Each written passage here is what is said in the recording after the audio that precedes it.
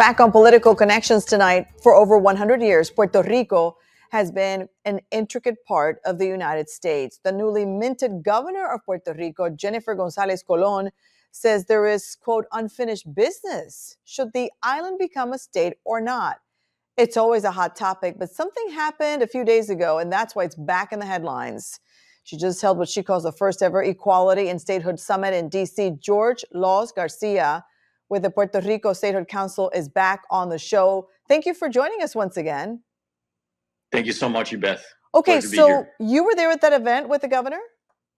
Yes, definitely. A lot was said. I want to play a little bit for our audience to show, and they can hear as well, how many people were there in attendance. Watch. We all are here working. So thank you. I want to say thank you to the members of the House of Representatives that are here today, members of the Senate, mayors coming from the island as well, people who are traveling from other states as an extended delegation for the island. Thank you. That leadership, that community leadership is crucial to understand the requests of the people of the island who have been fighting and asking for statehood for so long. And there it is. Okay, in just the last few weeks, since we previously spoke and you were here on the show, a couple of conservative lawmakers, including Florida Senator Rick Scott, have signaled openness to Puerto Rico becoming a state. So we just heard the governor there. You were actually there. What is prompting this resurgence of talking about statehood for Puerto Rico? Well, Beth, the event came about as a result of the 108th anniversary of the United States citizenship for the U.S. citizens of Puerto Rico. And that was granted by Congress. Yet, unfortunately, even though Puerto Ricans have been United States citizens for the last century, we are treated unequally under federal laws and we're not fully enfranchised because Puerto Rico continues to be an unincorporated territory.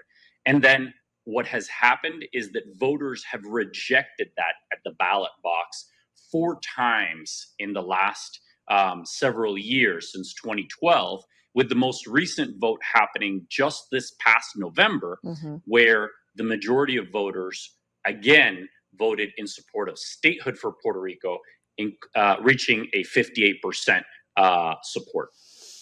One of the things that I hear in the background, and I'm going to be very honest with you because we talk to lawmakers on camera, great, but then there's a lot of conversations that happen on the phone at different events.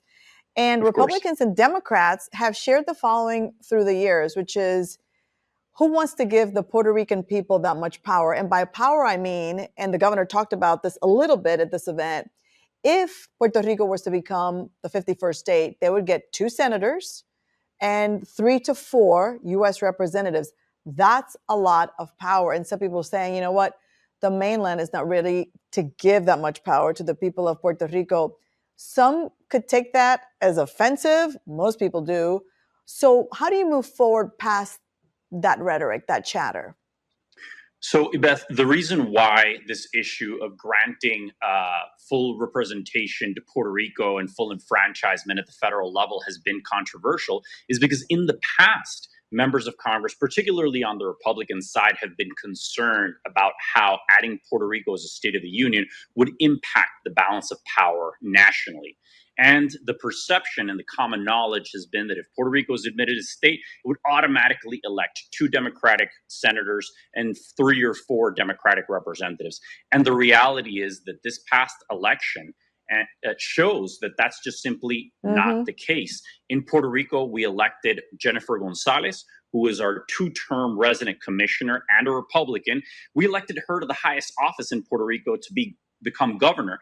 And we have a majority in both the House and the Senate in Puerto Rico, our local legislature, that are led by Republicans. So it gives you a very clear picture that Puerto Rican voters are not exclusively Democratic voters, and that there's a solid base of support for conservatives and Republicans to be able to get elected on the island, meaning that the island will not negatively impact the balance of power, and that we can hold up our American principle of government by consent of the governed and allow the people of Puerto Rico as United States citizens to have full participation in the federal government that makes the laws that we live under.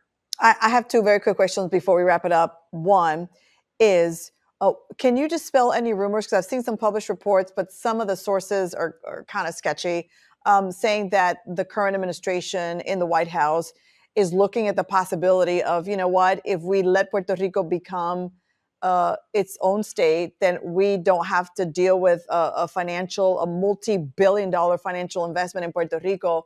Are those rumors? Have you heard anything like that? Sure. So there was a desperate attempt by a handful of people who opposed statehood for Puerto Rico Okay. to basically try to generate a draft executive order, which they sent through certified mail to members of Congress and folks in the White House and in the Trump administration. And what they're proposing is that Puerto Rico becoming an independent country would save America an inordinate amount of money, which they can't even justify how they got to that number. Okay. Now, the memo has been proven to be a fake. It is not something that is actively being considered by the Trump administration or by anyone in Congress. And the reality is that they're scared in response to the fact that voters have again chosen statehood in Puerto Rico, and that Jennifer González has been leading these very powerful efforts to bring her entire administration, state legislators, as well as citizen advocates from the island and the states, including Florida, to Washington to advocate for equality and democracy for the U.S. citizens of Puerto Rico. Very quickly, I have 30 seconds or less. So right now, from your perspective, is it 50-50? You think Puerto Rico could become a state? Is it 80-20? Is it 60-40? I think it's something that is definitely going to happen. It's just a matter of when. And right now, what we're working on is working to identify the support that we need among both Republicans and Democrats for a new bill to be introduced so that this session of Congress can give proper consideration to this legislation. It's something that will take some time, but we're going to make it happen. George Laws Garcia, thank you for being on Political Connections. We appreciate your time. Thank you, Ybeth.